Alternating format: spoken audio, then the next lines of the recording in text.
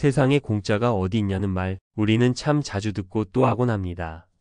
그런데 유독 우리 부모님 세대에게는 공짜라는 말이 너무나도 자주 들려옵니다.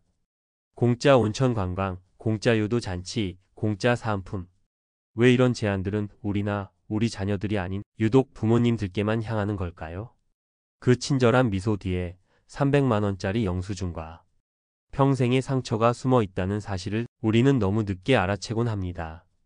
잠시 후 평생 모은 쌈짓돈 2,500만 원을 낯선 이 어머니 라는 말 한마디에 송두리째 넘겨주고 텅 빈 방 안에서 홀로 눈물을 삼켜야 했던 한 어머님의 실제 이야기도 들려드릴 겁니다. 그분을 무너뜨린 것은 과연 무엇이었을까요? 경기도 외곽에 홀로 사시는 박정숙 씨의 하루는 텔레비전 소리와 함께 시작해서 적막함과 함께 끝이 났습니다.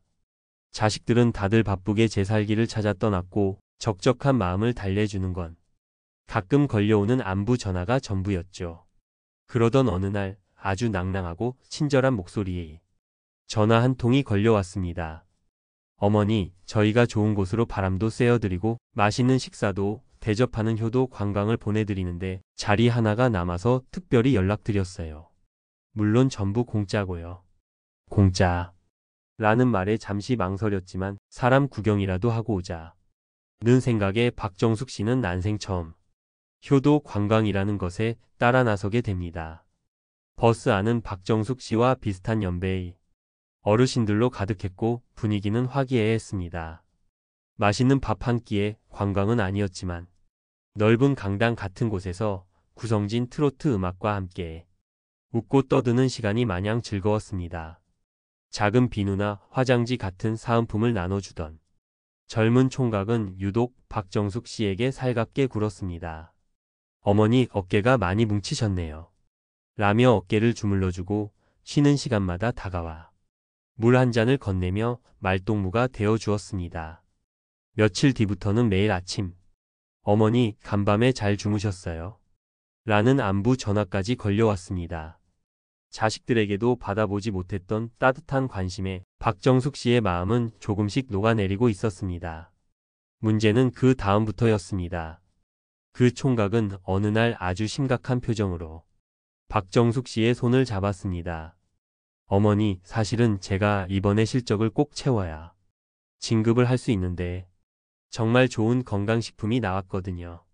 이거 하나만 팔아주시면 제가 어머니 은혜는 평생 잊지 않겠습니다. 그가 내민 것은 이름도 생소한 건강식품이었습니다. 가격은 무려 78만 원.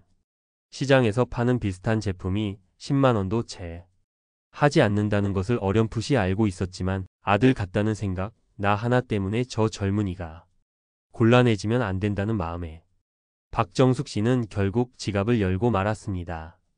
한번 열린 지갑은 닫힐 줄을 몰랐습니다. 어머니, 이 제품을 드실 때는 병원 약을 끊어야 효과가 좋습니다. 그 독한 약 계속 드시면 큰일 나요. 라는 말에 덜컥 겁이 났습니다. 몸에 이상 반응이 나타나자 그거요? 독소가 빠져나가는 명현현상이에요. 더 드셔야 해요. 라는 말을 철석같이 믿었습니다.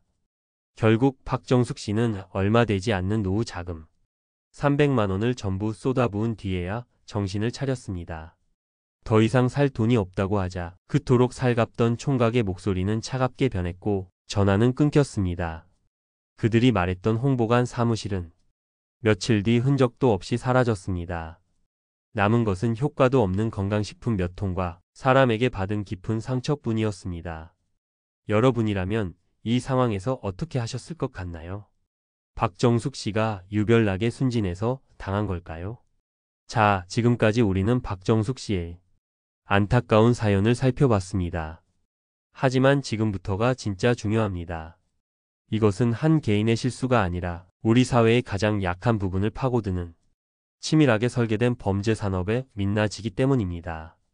최근 한 언론사 보도에 따르면 노인들을 상대로 이런 떴다방 사기를 벌여 68억 원을 챙긴 일당이 검거됐습니다. 그들의 수법은 박정숙 씨가 겪은 것보다 훨씬 악랄했습니다. 스스로를 의과대학 교수나 생명공학 박사로 사칭해 신뢰를 얻고 구매를 망설이는 어르신에게는 여러 사람 앞에서 망신을 주며 구매를 압박했습니다. 심지어 유통기한이 지난 영양제를 재포장해서 팔거나 돈이 없는 노인에게는 물품 대금 약정서를 쓰게 한 뒤 이를 대부 업체에 팔아넘겨 빚 독촉에 시달리게 만들었습니다. 피해자 중에는 중증 장애인과 기초생활수급자도 있었습니다. 현금이 없는 시골 어르신에게는 평생 땀 흘려 가꾼 콩이나 깨 같은 농산물을 물건 값으로 받아 가기도 했습니다. 이것은 더 이상 단순한 강매가 아닙니다. 사람의 외로움을 이용하고 건강에 대한 불안감을 증폭시키며 최소한의 인간적 도리마저 내팽개친 극악한 착취입니다.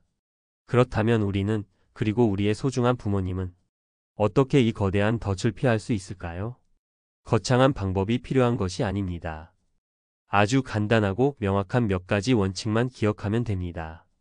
첫째, 세상에 완전한 공짜는 없다는 사실을 부모님께 거듭 말씀드려야 합니다. 무료 관광, 무료 식사, 무료 사은품은 모두 더 비싼 대가를 치르게 하기 위한 미끼일 뿐입니다. 만약 누군가 이런 제안을 해온다면 고맙지만 괜찮습니다. 라고 단호하게 거절하는 연습이 필요합니다. 둘째, 어떤 결정도 그 자리에서 바로 하지 않는 멈춤의 규칙을 만드는 것입니다. 사기꾼들은 생각할 틈을 주지 않습니다. 주변 사람들과 떠들썩한 분위기를 만들고 감정에 호소하며 바로 결제를 유도하죠. 일단 집에 가서 자식들이랑 상의해보고 연락드릴게요. 이 말 한마디가 수백만 원을 지키는 방패가 될 수 있습니다. 셋째, 정에 의존하기 전에 정보를 확인하는 습관입니다. 그들이 파는 물건이 정말 좋다면 인터넷에 검색만 해봐도 정상적인 가격과 정보가 나올 겁니다. 만약 검색해도 나오지 않거나 터무니없이 비싸다면 100% 사기입니다. 아무리 살갑게 구는 사람이라도 그 사람의 친절이 아닌 상품의 객관적인 정보를 믿어야 합니다. 마지막으로, 그리고 가장 중요한 것은 소통의 방어막을 치는 것입니다. 이런 전화를 받거나 행사에 다녀온 이야기를 자녀에게 편하게 털어놓을 수 있는 분위기를 만들어야 합니다. 왜 그런데 가셨어요? 라는 핀잔이 아니라 그런 일이 있으셨군요. 혹시 뭘 사라고 하던가요? 같이 한번 알아볼까요? 라는 따뜻한 대화가 필요합니다. 사기꾼들이 가장 두려워하는 것은 피해자가 더 이상 혼자가 아니게 되는 것입니다. 오늘 우리는 공짜 관광이라는 달콤한 유혹이 어떻게 한 사람의 노후를 무너뜨리는지 지켜봤습니다. 그들은 물건을 파는 것이 아닙니다. 우리의 외로움을 사고 우리의 불안을 팔아 이득을 챙기는 것입니다. 그들을 막을 수 있는 가장 강력한 무기는 최첨단 기술이나 막대한 돈이 아닙니다. 바로 부모님께 거는 전화 한 통, 주말에 함께하는 식사 한 끼, 그리고 별일 없으시죠? 라고 묻는 따뜻한 관심입니다. 우리의 소통이 잦아질수록 사기꾼들이 비집고 들어올 틈은 점점 사라질 것입니다. 오늘 영상이 도움이 되셨다면 그냥 지나치지 마시고 꼭 부모님께 보여드리거나 오늘 나눈 이야기들을 직접 전해주셨으면 합니다.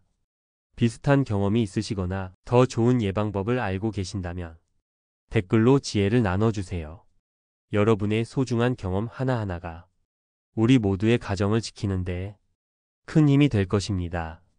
구독과 좋아요를 눌러주시면 앞으로도 여러분의 소중한 노후를 지키는데 도움이 될 현실적인 이야기들로 찾아뵙겠습니다. 감사합니다.